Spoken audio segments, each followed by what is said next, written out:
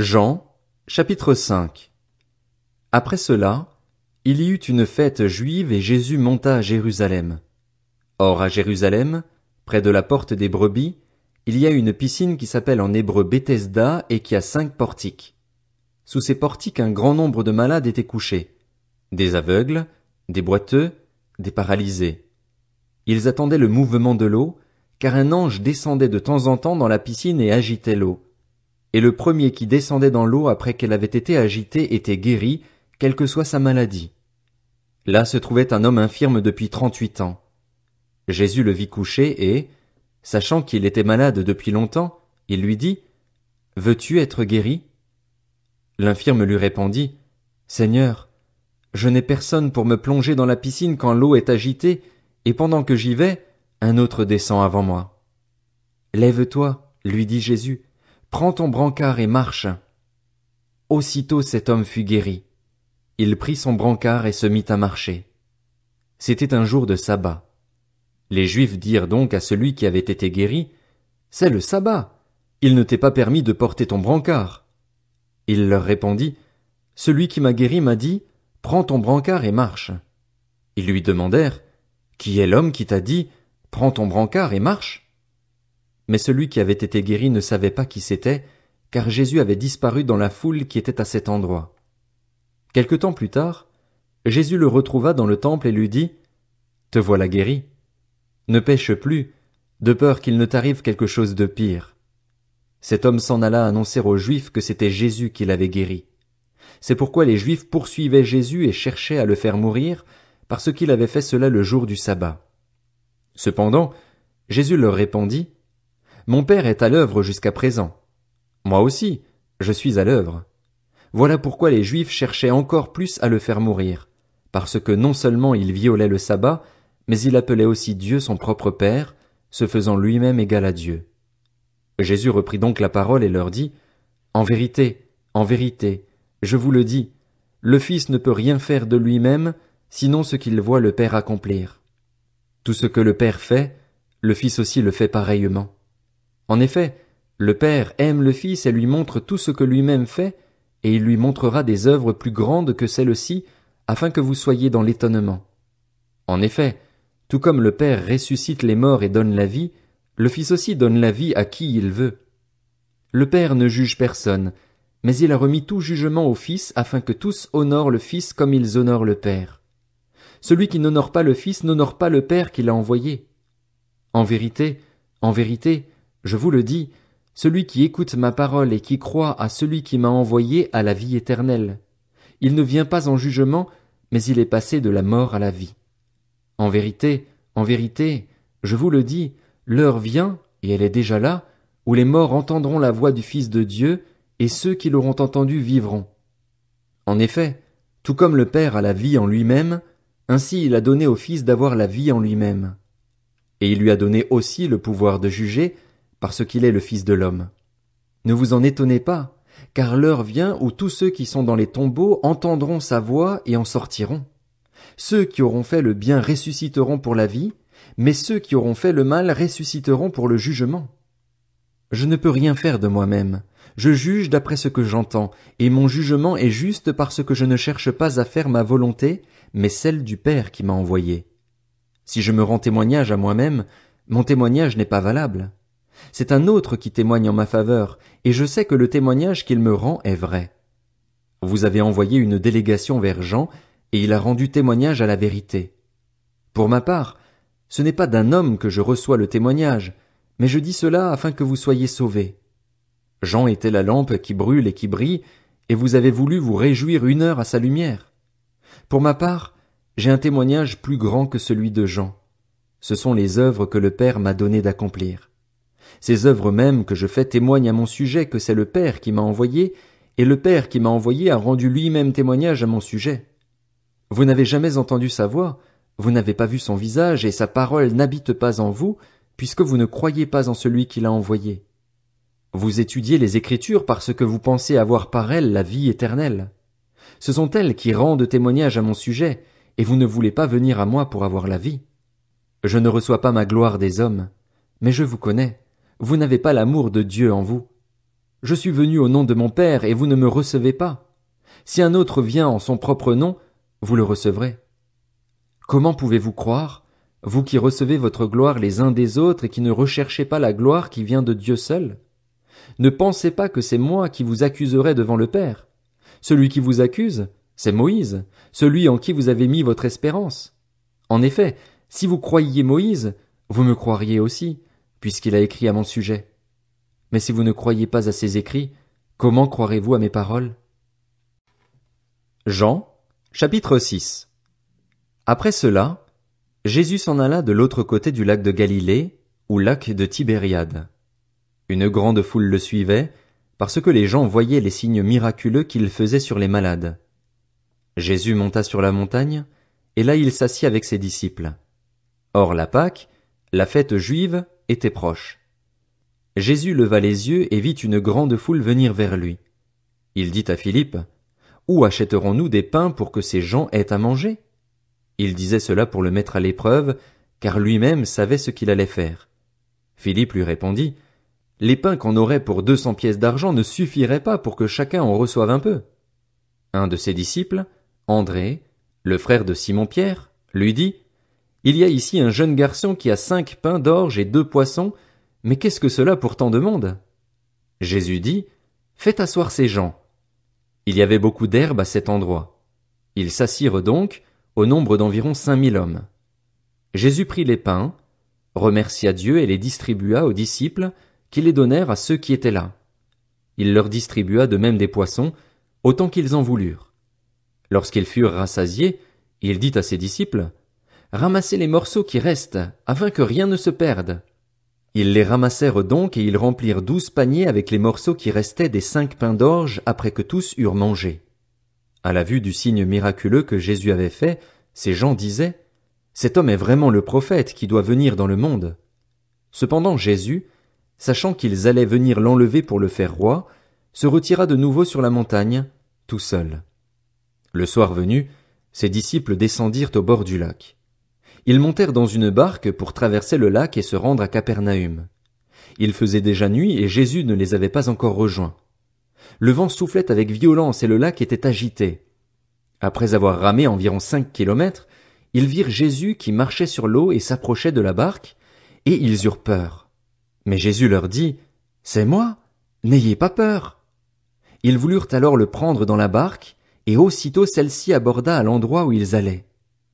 Le lendemain, la foule restée de l'autre côté du lac remarqua qu'il n'y avait eu là qu'une seule barque et que Jésus n'était pas monté dedans avec ses disciples, mais que ceux-ci étaient partis seuls. D'autres barques arrivèrent de Tibériade, près de l'endroit où ils avaient mangé le pain après que le Seigneur eut remercié Dieu. Quand les gens s'aperçurent que ni Jésus ni ses disciples n'étaient là, ils montèrent dans ces barques et allèrent à Capernaüm à la recherche de Jésus. Ils le trouvèrent de l'autre côté du lac et lui dirent, « Maître, quand es-tu venu ici ?» Jésus leur répondit, « en vérité, je vous le dis, vous me cherchez non parce que vous avez vu des signes, mais parce que vous avez mangé du pain et que vous avez été rassasiés. Travaillez, non pour la nourriture périssable, mais pour celle qui subsiste pour la vie éternelle, celle que le Fils de l'homme vous donnera, car c'est lui que le Père, Dieu lui-même, a marqué de son empreinte. » Ils lui dirent, « Que devons-nous faire pour accomplir les œuvres de Dieu ?»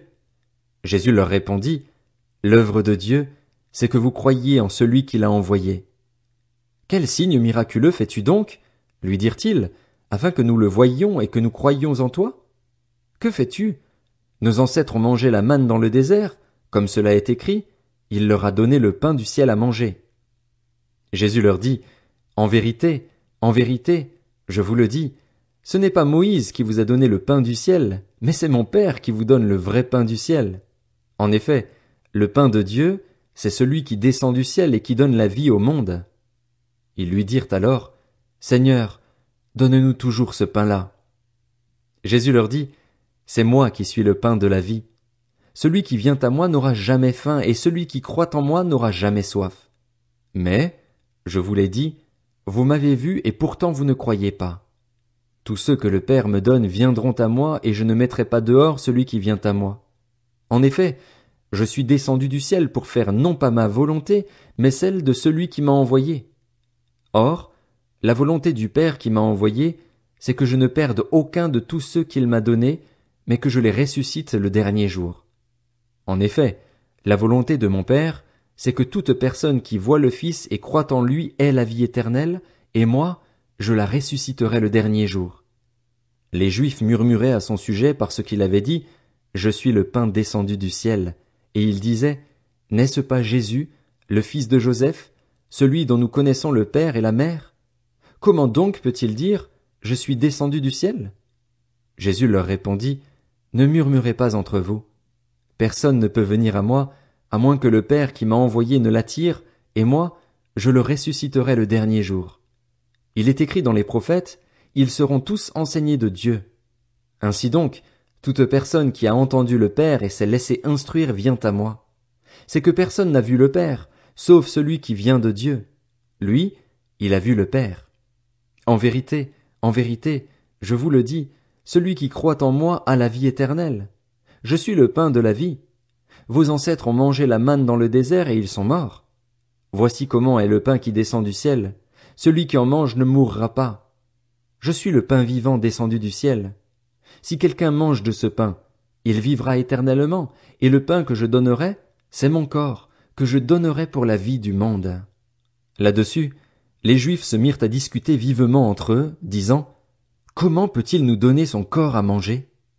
Jésus leur dit « En vérité, je vous le dis, si vous ne mangez pas le corps du Fils de l'homme et si vous ne buvez pas son sang, vous n'avez pas la vie en vous-même. Celui qui mange mon corps et qui boit mon sang a la vie éternelle, et moi, je le ressusciterai le dernier jour. En effet, mon corps est vraiment une nourriture et mon sang est vraiment une boisson. Celui qui mange mon corps et qui boit mon sang demeure en moi, et moi je demeure en lui. Tout comme le Père qui est vivant m'a envoyé et que je vis grâce au Père, ainsi celui qui me mange vivra grâce à moi. Voilà comment est le pain descendu du ciel. Il n'est pas comme la manne que vos ancêtres ont mangée. Eux sont morts, mais celui qui mange de ce pain vivra éternellement. Jésus dit ces paroles alors qu'il enseignait dans une synagogue à Capernaüm. Après l'avoir entendu, beaucoup de ses disciples dirent « Cette parole est dure. Qui peut l'écouter ?» Jésus savait en lui-même que ses disciples murmuraient à ce sujet. Il leur dit « Cela vous scandalise ? Si vous voyiez le Fils de l'homme monter là où il était auparavant. C'est l'Esprit qui fait vivre, l'homme n'arrive à rien. Les paroles que je vous dis sont esprit et vie, mais il y en a parmi vous quelques-uns qui ne croient pas. » En effet, Jésus savait dès le début qui étaient ceux qui ne croyaient pas et qui était celui qui le trahirait.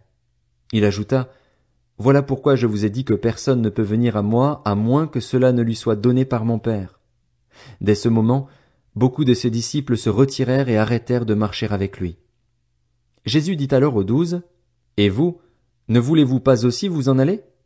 Simon-Pierre lui répondit, « Seigneur, à qui irions-nous? Tu as les paroles de la vie éternelle. Et nous croyons et nous savons que tu es le Messie, le Fils du Dieu vivant. » Jésus leur répondit, « N'est-ce pas moi qui vous ai choisis, vous les 12? Et l'un de vous est un diable. » Il parlait de Judas l'Iscariote, fils de Simon, car c'était lui qui allait le trahir, lui, l'un des 12. Jean, chapitre 7. Après cela, Jésus continua de parcourir la Galilée.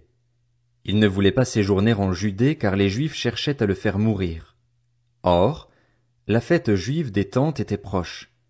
Ses frères lui dirent, « Pars d'ici et va en Judée afin que tes disciples voient aussi ce que tu fais. Personne n'agit en secret, s'il cherche à être connu. Puisque tu fais ce genre de choses, montre-toi au monde. » En effet, ses frères non plus ne croyaient pas en lui. Jésus leur dit, « Le moment n'est pas encore venu pour moi, tandis que pour vous, c'est toujours le bon moment. Le monde ne peut pas vous détester, tandis que moi, il me déteste parce que je témoigne à son sujet que sa manière d'agir est mauvaise. Montez donc à cette fête. Quant à moi, je n'y monte pas encore parce que le moment n'est pas encore arrivé pour moi. » Après leur avoir dit cela, il resta en Galilée. Lorsque ses frères furent montés à la fête, il y monta aussi lui-même, non pas en se montrant, mais comme en secret. Les Juifs le cherchaient pendant la fête et disaient « Où est-il » Dans la foule, on murmurait beaucoup à son sujet. Les uns disaient « C'est un homme bien », D'autres disaient, non, au contraire, il égare le peuple. Personne, toutefois, ne parlait ouvertement de lui, par crainte des chefs juifs. C'était déjà le milieu de la fête lorsque Jésus monta au temple et se mit à enseigner.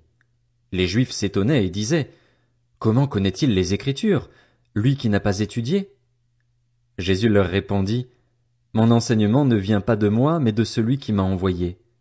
Si quelqu'un veut faire la volonté de Dieu, il saura si mon enseignement vient de Dieu ou si je parle de ma propre initiative.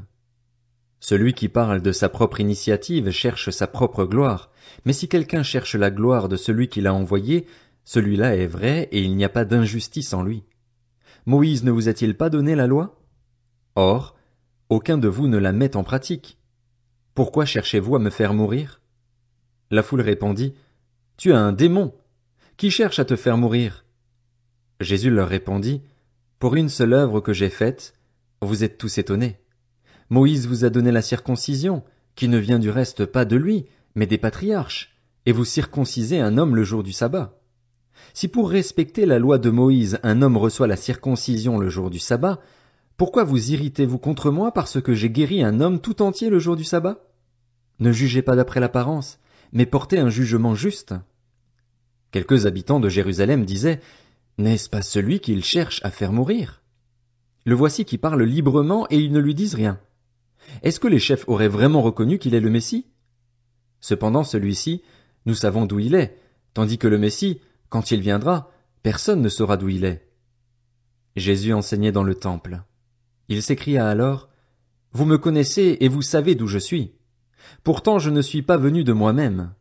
Au contraire, celui qui m'a envoyé est vrai et vous ne le connaissez pas. Pour ma part, je le connais, car je viens d'auprès de lui et c'est lui qui m'a envoyé. » Il cherchait donc à l'arrêter, mais personne ne mit la main sur lui parce que son heure n'était pas encore venue.